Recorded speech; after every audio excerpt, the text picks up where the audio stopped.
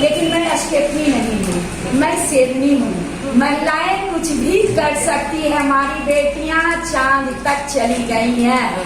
सभी कहते हैं कि बेटे बदल सकते हैं, लेकिन बेटियां नहीं बदल सकती। नमस्कार, आप देख रहे हैं मगही आवाज। मेरा नाम है आरने सिंह।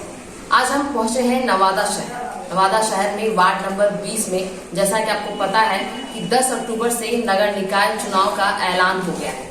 ऐसे में आज हम पहुंचे नवादा शहर के वार्ड नंबर 20 में, जहां पर इस बार वार्ड नंबर 20 से गौरी रानी खड़ी हुई हैं। आपको बता दें कि गौरी रानी जो है वो बहुत सारे एनजीओ के संस्थान से भी जुड़ी हुई हैं। इसके साथ ही उन्होंने LLB की पढ़ाई भी की है और महिलाओं की किसी भी समस्या को वो हल करने की ताकत रखती हैं। महिलाओं की हर समस्या को वो तुरंत से तुरंत का समाधान निकालती हैं।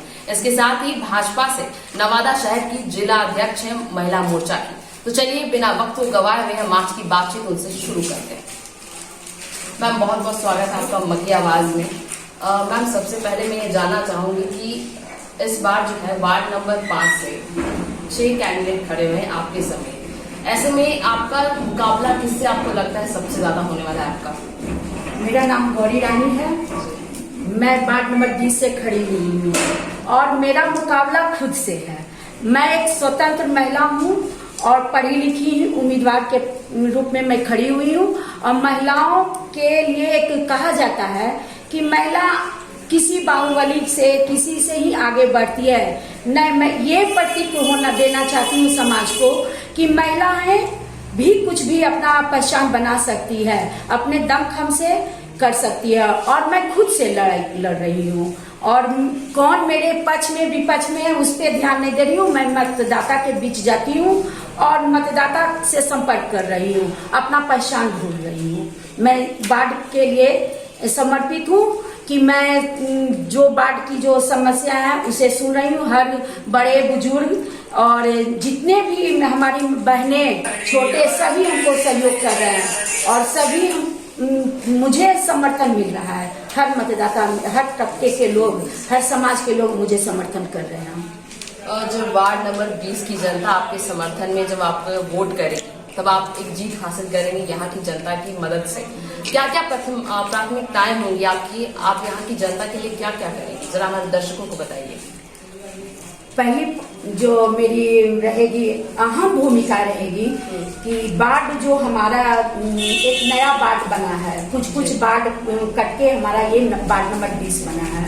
और मैं जो वार्ड में घूमती हूँ तो बहुत जगह मैंने जीते तो हैं प्रतिनिधि, लेकिन काम नहीं किए हैं। और मैं चाहती हूँ कि पहले हर घर में नल योजना जो है उसे पहुँचाऊँ, रोड की साफ सफाई, नाली जो है, बहुत तरह की नाली की समस्या है, जो निकासी नहीं हो रही है, जल जमा हो जाती है, उस पर ध्यान दूं।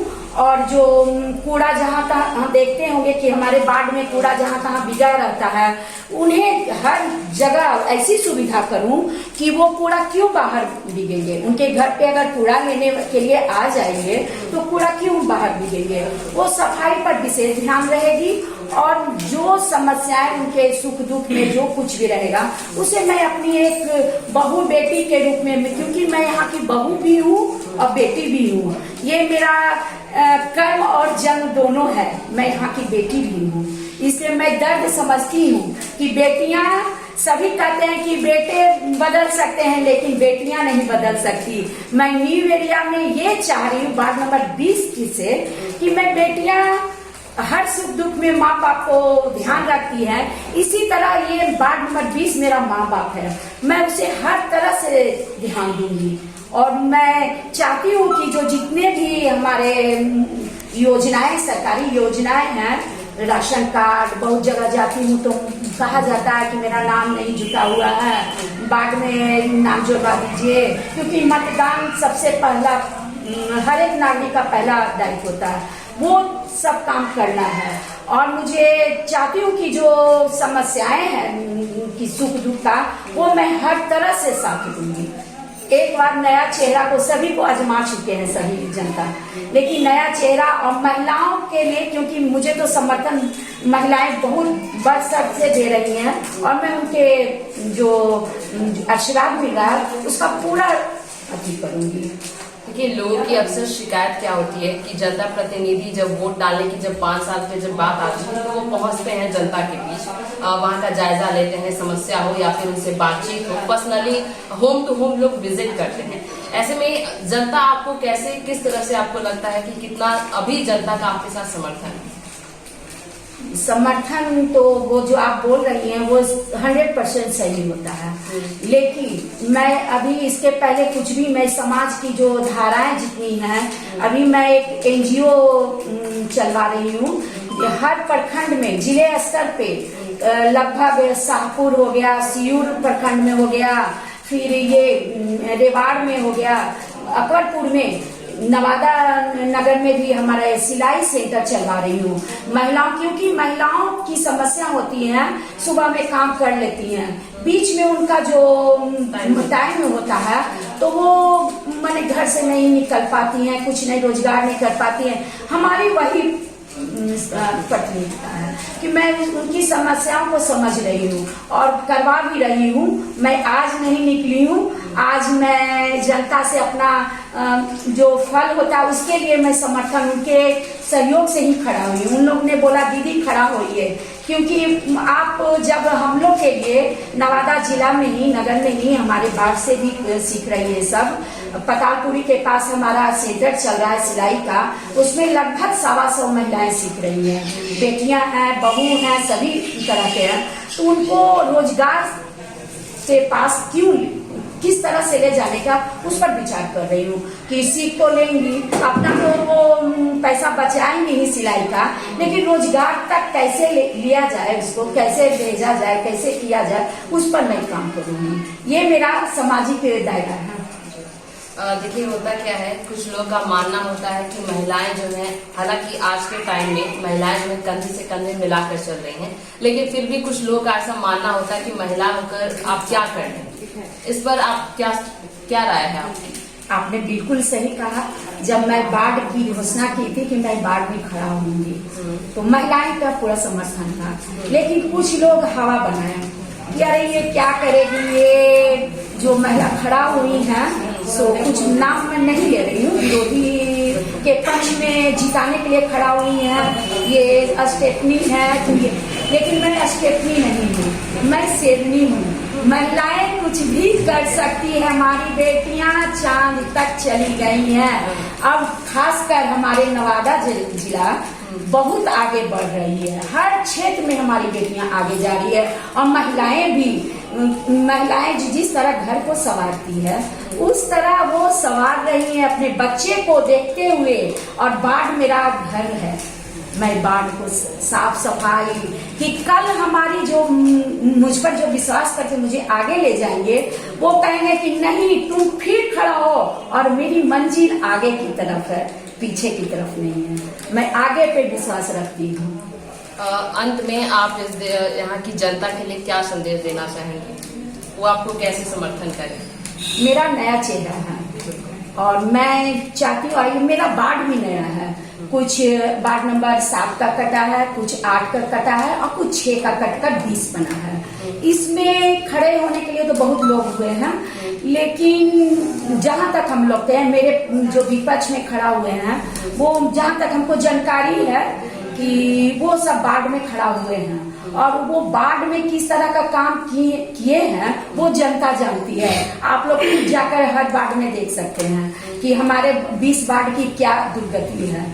तो मैं चाहती हूँ नया चेहरा है, नया बाढ़ है, और मुझे समर्थन दे, और ये बाढ़ को मैं स्वस्थ, सुंदर, और जो हर एक तरह की सुविधा जो सरकार की आती है सबसे पहले मेरे बाढ़ में आएगी।